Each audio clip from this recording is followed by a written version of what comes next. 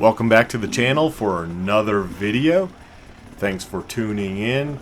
So what has occurred in this series of back-to-back videos is, because me with my bad recording, whether the action cam is on or off, so we were already north on Independence Trail once, went down, then went and hit Patriot, then came all the way back up, and of course I don't have that.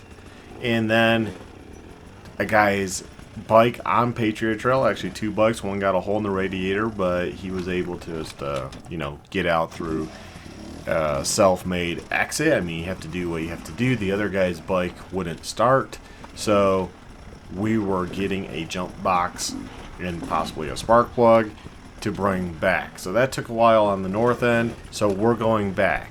This is a guy that joined us on a KTM 125, Grant, and as you can see I took a different line there than I normally do. Actually, that's a really nice line. I will try to remember to take that from now on. So we are returning now after probably an hour of waiting, right? Somebody had to go to the truck, get the jump box, this and that.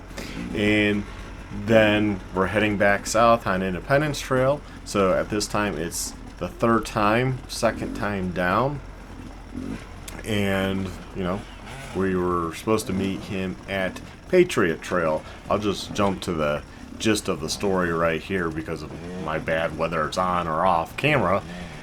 We get to Patriot Trail and we kind of look around. We're like, where is he? We kind of walk up a little bit. Where is he? He's not here. But we hear voices down on the waterfall section of Independence. So we go down there and he's there. He got his bike started with some alligator clips and a wire that Jordan had. He was in a previous video, and that worked, and that got his bike started, and it was idling. And then after it had been idling for a while, he rode with us back up. So I play on the waterfall at the end of this video, and then we go back up, and that will be a separate video just because I kind of want to show an up with some other people.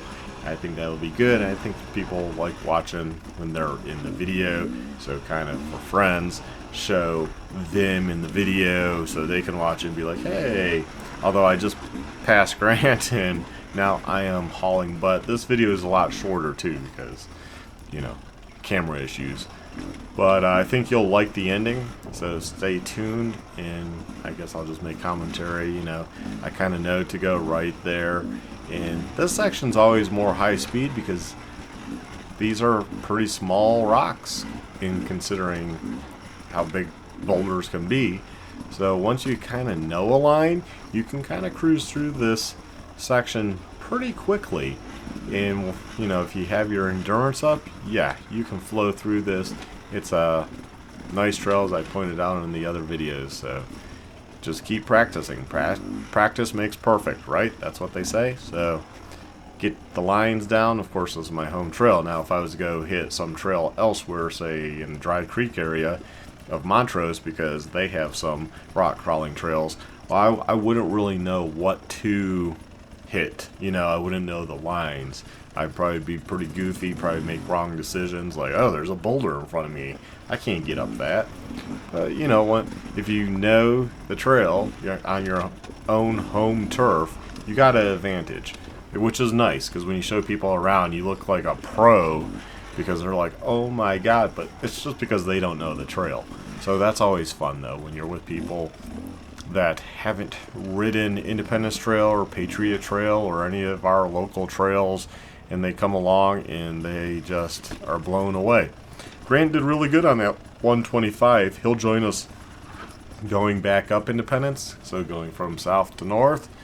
And when I show you that video, yeah, he overheats the bike, but I mean, he does it. It just has to rev more, has that smaller piston.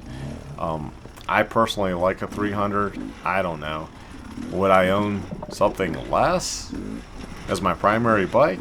Probably not. I do like the just 300. I think is pretty good for a two-stroke. I've never got experience like a 500 two-stroke. I've heard they're just crazy, unmanageable. But I don't know, why don't they make like a 350 or 400?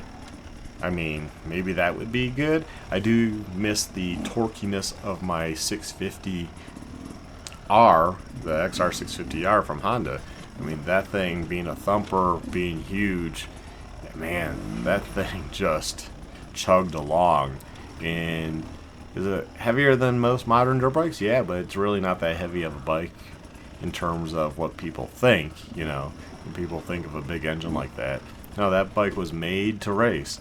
It would actually chug over all this with ease, really.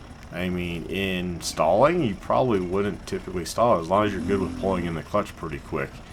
The thing is, if you do drop it, then the kickstart, yeah, that's where it's not fun. If they would have updated that bike would have been awesome trail weapon, because I think a 650 4-stroke beats, hands down, a 302 stroke. I mean, 302 stroke is like, has no torque compared to that. I mean, everywhere I went, it was just crazy. But watch me, I only hit this, I'm getting psyched up to do it. I'm like, come on, Tyler did it earlier in the day.